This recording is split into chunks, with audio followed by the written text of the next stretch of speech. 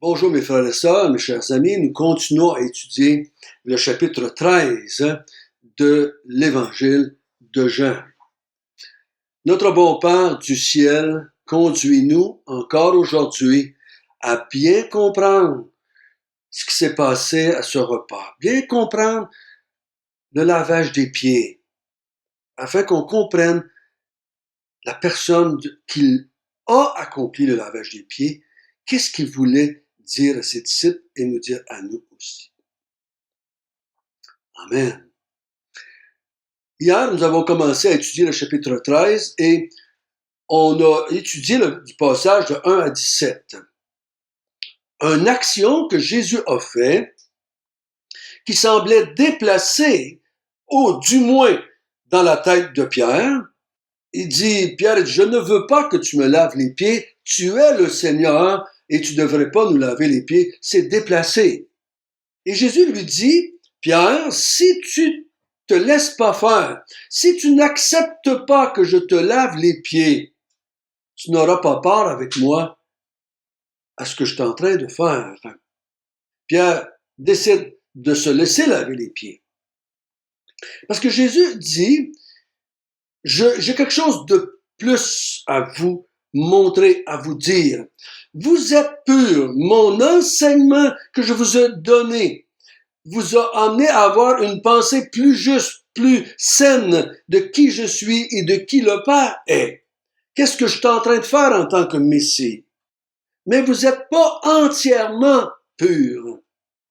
Et il y en a un d'entre vous qui n'est pas pur du tout, et c'était Judas, qui n'a jamais cru vraiment, qui a toujours suivi Jésus avec des motifs mauvais, et il les a exprimés finalement dans le fait qu'il va livrer Jésus à la mort. Et là, au verset 12, j'aimerais qu'on revienne un petit peu là-dessus, après qu'il a eu lavé les pieds et qu'il a eu pris ses vêtements, il se remit à table et leur dit, « Comprenez-vous ce que j'ai fait? Vous m'appelez Maître et Seigneur, et vous dites bien car je le suis. » Donc, Jésus admet, reconnaît qu'il est le Maître et le Seigneur, qu'il est au-dessus d'eux. Donc, si je vous ai lavé les pieds, moi, le Seigneur et le Maître, vous devez aussi vous laver les pieds les uns aux autres, car je vous ai donné un exemple afin que vous fassiez comme j'ai fait. Mais c'est drôle, hein? C'est assez intéressant parce que qu'est-ce qu'il veut dire? Il nous donne un exemple d'un maître qui lave les pieds d'un serviteur. Il nous donne un exemple d'un maître qui lave les pieds de ceux qu'il va envoyer.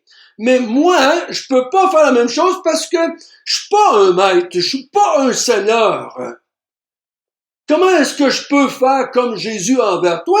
Tu es mon égal dans l'Église. Tu es mon égal en tant que frère et sœur. Je peux pas dire, mais à cause que je suis un pasteur, je vais m'humilier, je vais m'abaisser et te laver les pieds. Ça peut pas être ça. Ça serait pas logique de penser comme ça. Mais qu'est-ce que je peux faire comme le Seigneur? Qu'est-ce que je peux faire envers les autres comme le Seigneur? Quel principe je dois comprendre là-dedans en ce qui concerne le Seigneur, premièrement, et aussi qui doit s'appliquer avec nous? Parce qu'il dit au verset 17, excusez, on va aller au verset 15 avant. Au verset 15. Quand je vous ai donné un exemple afin que vous fassiez comme j'ai fait. Donc, il veut qu'on fasse comme lui. Mais il veut certainement pas qu'on se mette à laver les pieds. Ouais, on l'a vu hier. Mais qu'est-ce qu'il veut qu'on fasse comme lui? Qu'est-ce qu'il veut qu'on comprenne? Parce que comme je vous ai dit, je suis pas un maître, je suis pas un seigneur. Donc, je peux pas faire comme lui. Moi, je suis un serviteur avec d'autres serviteurs. Là, il dit au verset 16, en vérité, je vous le dis, le serviteur n'est pas plus grand que son Seigneur, ni l'apôtre plus grand que celui qui l'a envoyé.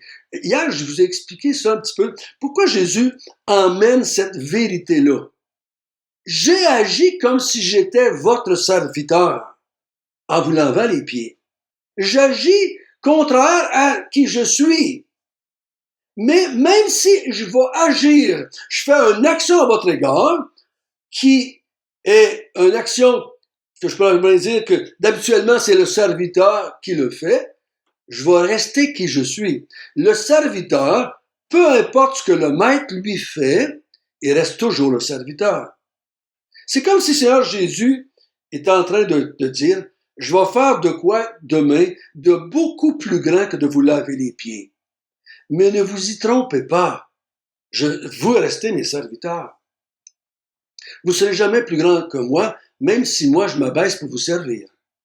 Même si je fais une action demain qui, selon vous, n'est pas digne d'un maître, n'est pas digne d'un Seigneur, n'est pas digne du Messie, n'est pas digne du Fils de Dieu, je reste tout de même qui je suis. C'est ça que je crois qu'il veut qu'on comprenne. Les actions que vous allez faire les uns envers les autres ne changeront jamais qui vous êtes. Si vous savez cela, vous êtes heureux et vous le pratiquez. Si vous comprenez ça à mon égard, que moi, dans l'action que je viens de faire, de vous laver les pieds, je suis resté votre maître, votre Seigneur.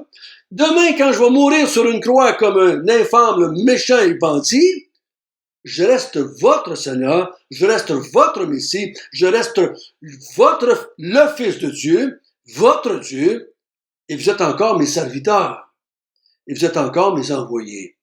Je suis encore votre maître. Donc, parce que nous, on a l'impression, dans notre folie d'être humain, on a l'impression quand on sert les gens, on s'abaisse. On aime beaucoup plus se faire servir que de servir. Si vous dites non à ça, vous êtes un menteur. Parce qu'on est tous de même. On aime plus se faire servir. On a l'impression d'avoir une plus grande valeur quand les gens nous servent que quand on sert les gens. C'est pour ça que on a tendance à s'éloigner des jobs de servitude pour prendre des jobs où on va être servi. Mais Jésus dit, si vous le comprenez bien, ce principe-là, vous pouvez aussi le faire envers les autres. Les servir, sachant que ceci ne vous élève pas et ne vous abaisse pas. Ce que je fais ne change pas qui je suis.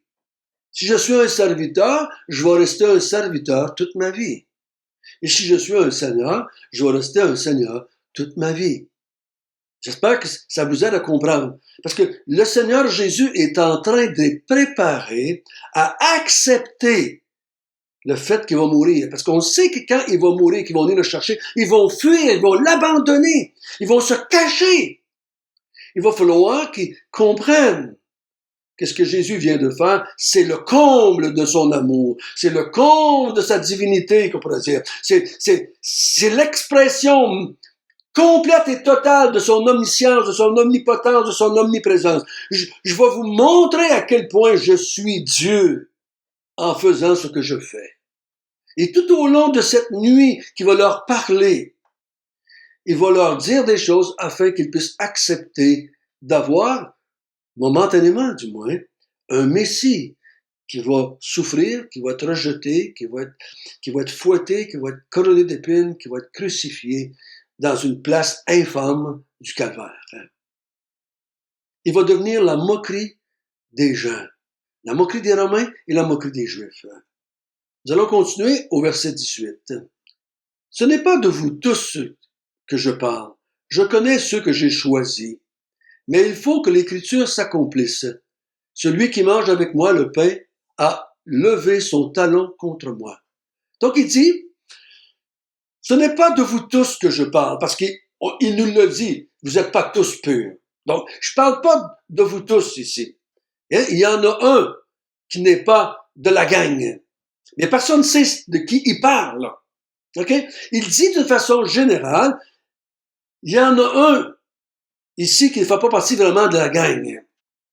Je connais ceux que j'ai choisis. Je connais les 12 ici. Je vous connais toutes les 12. Mais, c'est moi qui vous ai choisi, mais il faut que l'Écriture s'accomplisse. Il faut que la parole de mon Père s'accomplisse. Il faut que les prophéties s'accomplissent.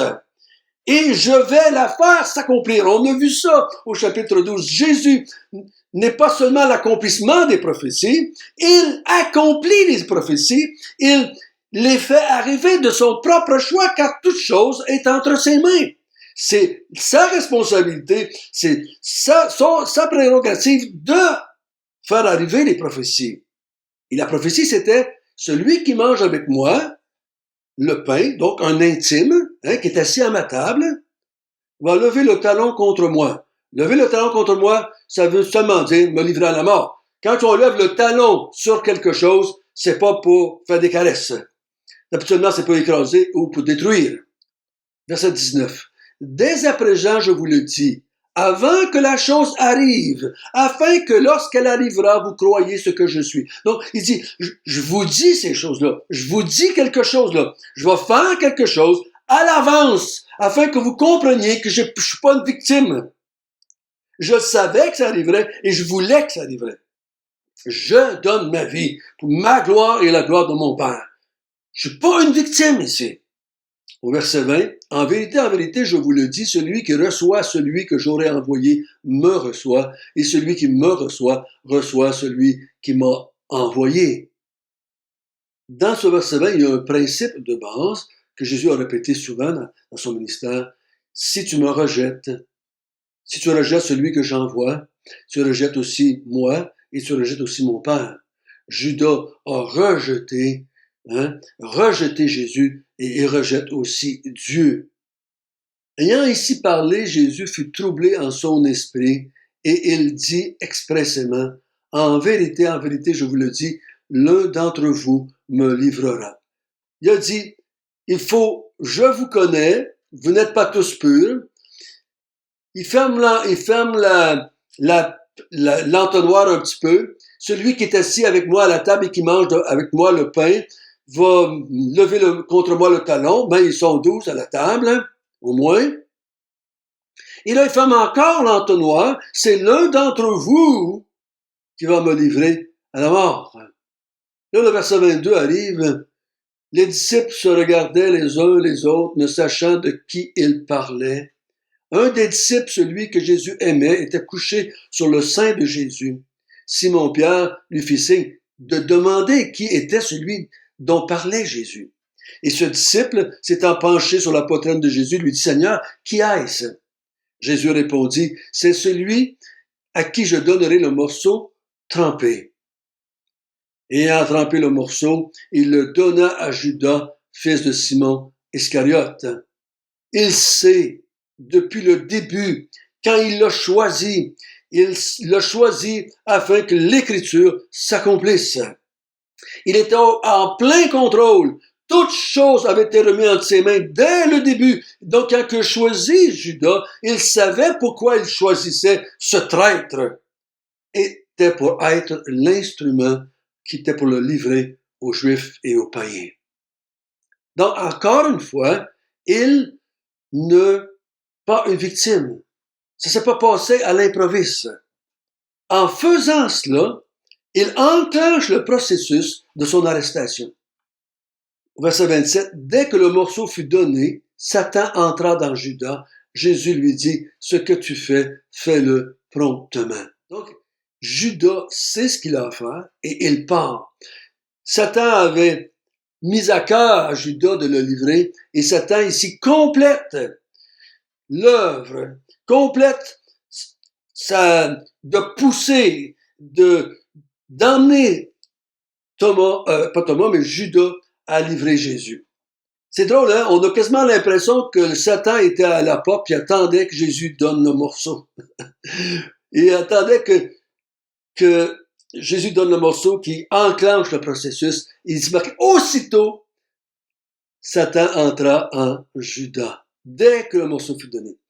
Je crois que faut pas aller trop loin là, dans ce que je viens de dire, mais Satan fait partie de ceux qui veulent la mort du Seigneur Jésus-Christ. Verset 28, mais chacun de ceux qui étaient à la table ne comprenait pas pourquoi il lui disait cela. Car quelques-uns pensaient que Judas avait la bourse. Jésus voulait lui dire, achète ce dont nous avons besoin pour la fête, ou qu'il lui commandait de donner quelque chose aux pauvres. Judas, ayant pris le morceau, se hâta de sortir, et il faisait nuit. Lorsque Judas fut sorti, Jésus dit, maintenant, le Fils de l'homme a été glorifié et Dieu a été glorifié en lui. Aussitôt que Judas part et qui s'en va vers le Sanhédrin, vers les Juifs, Jésus fait une déclaration très étonnante. Il ne voit pas cette mort comme un échec. Il ne voit pas cette mort comme étant, je voulais pas, mais ça m'arrive. Non, il dit, j'ai enclenché le processus en donnant le morceau de pain à Judas. J'ai enclenché le processus pour que le Fils de l'homme soit glorifié et que Dieu soit glorifié en lui. Ce qui va arriver dans les heures qui s'en viennent, ce qui va arriver demain, va me glorifier et va glorifier mon Père dès maintenant et pour l'éternité. Quand on dit glorifier, je vous le répète, la gloire de Jésus, c'est ses attributs, c'est sa nature divine et ses attributs divins. Cette mort, cette façon de mourir, le quand, le comment et le contrôle qu'il va avoir sur la mort qu'il va subir, va démontrer toute sa gloire et la gloire du Père. Notre bon Père du ciel, merci que tu n'as pas vu la mort comme une défaite, comme un échec. Tu as vu la mort comme l'aboutissement, parce que tu avais dit dans le chapitre 12, mon heure est venue et je suis venu dans ce monde pour cette heure-là. Parce que c'est à ce moment-là que Dieu va manifester ses attributs, sa gloire, et que le monde entier va un jour courber le genou devant le Seigneur et le Maître, devant le Dieu Tout-Puissant qu'il est. Ses enfants vont le louer pour l'éternité pour ce qui s'est passé cette journée-là au Calvaire. Merci Seigneur que tu as été jusqu'à la fin pour nous révéler ta personne et en même temps nous accorder la vie afin qu'on soit tes serviteurs et tes servantes. Amen.